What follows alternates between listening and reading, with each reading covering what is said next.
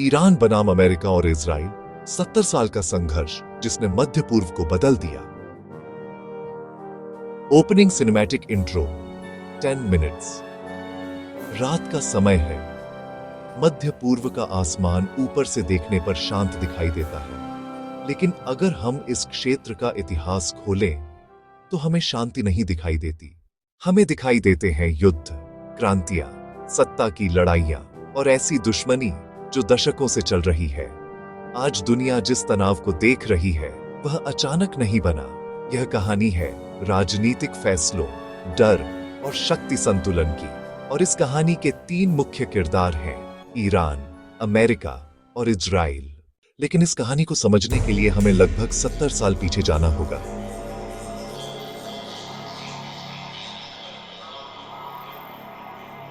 मध्य पूर्व की राजनीति की शुरुआत 20 में द्वितीय विश्व युद्ध के बाद मध्य पूर्व दुनिया के लिए बहुत महत्वपूर्ण बन गया, क्योंकि यहां था तेल, और तेल का मतलब था शक्ति।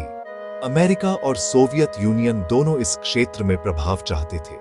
इसी दौरान ईरान एक महत्वपूर्ण देश बनकर उभरा।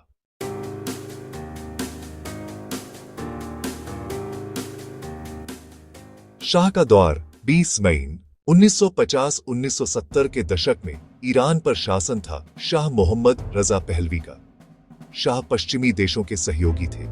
अमेरिका ने ईरान को मध्य पूर्व में अपना रणनीतिक साथी बनाया। अमेरिकी हथियार, अमेरिकी तकनीक और पश्चिमी संस्कृति। ईरान तेजी से बदल रहा था, लेकिन इस बदलाव से हर कोई खुश नहीं था।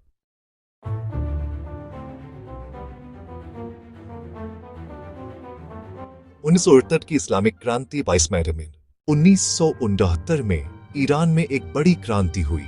लोग शाह की सरकार से नाराज थे। गरीबी, राजनीतिक दमन और पश्चिमी प्रभाव, इन सब ने मिलकर एक बड़े आंदोलन को जन्म दिया। आखिरकार शाह को देश छोड़ना पड़ा और सत्ता में आए आयतुल्लाह खुमैनी। यहीं से ईरान की राजनीति बदल गई।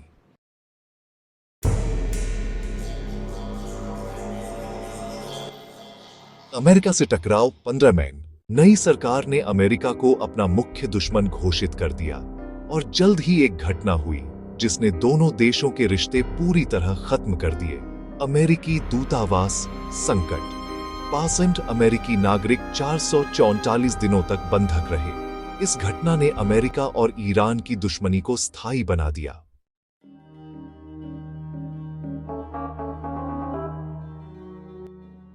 इजराइल की चिंता 20 में। इजराइल एक छोटा देश है, लेकिन उसकी सुरक्षा चुनौतियां बहुत बड़ी हैं। इजराइल के अनुसार ईरान उसका सबसे बड़ा खतरा है। क्यों? क्योंकि ईरान ने मध्य पूर्व में कई संगठनों का समर्थन किया, जैसे हिजबुल्लाह, हमास, हौथी। इन संगठनों के कारण इजराइल को चारों तरफ से खतरा महसूस होता है।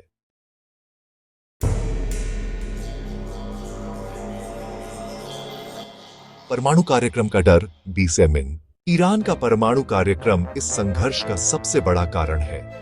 ईरान कहता है कि उसका परमाणु कार्यक्रम शांतिपूर्ण है, लेकिन अमेरिका और इजराइल को डर है कि ईरान परमाणु हथियार बनाना चाहता है।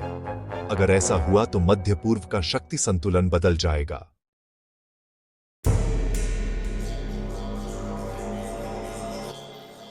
छाया युद्ध 20 मई। कई सालों तक ईरान और इजराइल के बीच एक छिपा हुआ युद्ध चलता रहा। इसमें शामिल थे साइबर हमले, वैज्ञानिकों की हत्या, गुप्त ऑपरेशन, सैन्य ठिकानों पर हमले। यह युद्ध दुनिया के सामने खुलकर नहीं आया, लेकिन यह लगातार चलता रहा।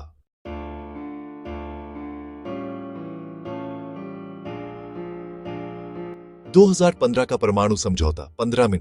2015 में एक ऐतिहासिक समझौता हुआ, ईरान और कई देशों के बीच परमाणु समझौता। इसका उद्देश्य था ईरान के परमाणु कार्यक्रम को सीमित करना। कुछ समय के लिए तनाव कम हो गया।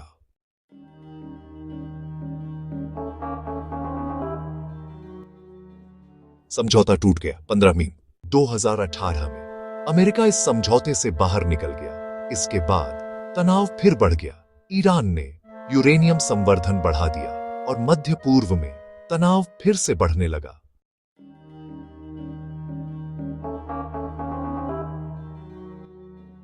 प्रॉक्सी युद्ध 20 मिनट। ईरान और अमेरिका सीधे युद्ध नहीं लड़ते, लेकिन कई जगह प्रॉक्सी युद्ध होते हैं। सीरिया, इराक, यमन, लेबनान, इन सभी जगहों पर दोनों देशों के समर्थक गुट एक दूसरे से लड़ते रहे।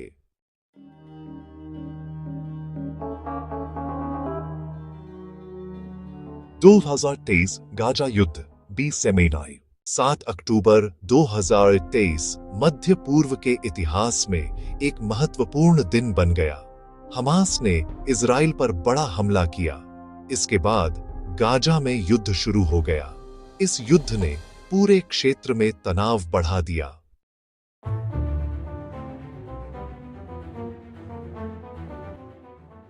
पहली सीधी भिड़ंत 15 मिनट। 2024 में ईरान ने पहली बार सीधे इजराइल पर मिसाइल और ड्रोन हमला किया। यह एक ऐतिहासिक घटना थी, क्योंकि इससे पहले दोनों देशों के बीच युद्ध परोक्ष रूप में होता था।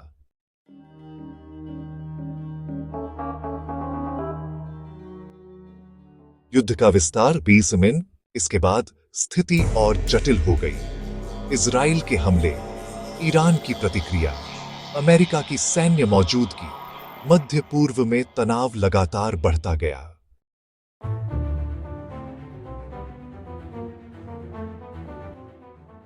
दुनिया पर असर 15 मिनट। इस संघर्ष का असर पूरी दुनिया पर पड़ सकता है। तेल बाजार, वैश्विक व्यापार, अंतर्राष्ट्रीय राजनीति, सब कुछ प्रभावित हो सकता है।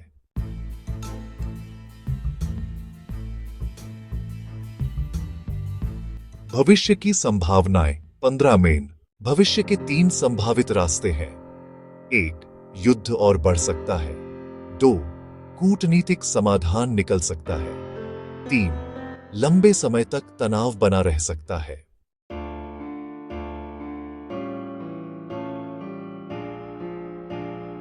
मध्य पूर्व का इतिहास हमें एक बात सिखाता है, युद्ध अचानक नहीं होते, वे धीरे धीरे बनते हैं।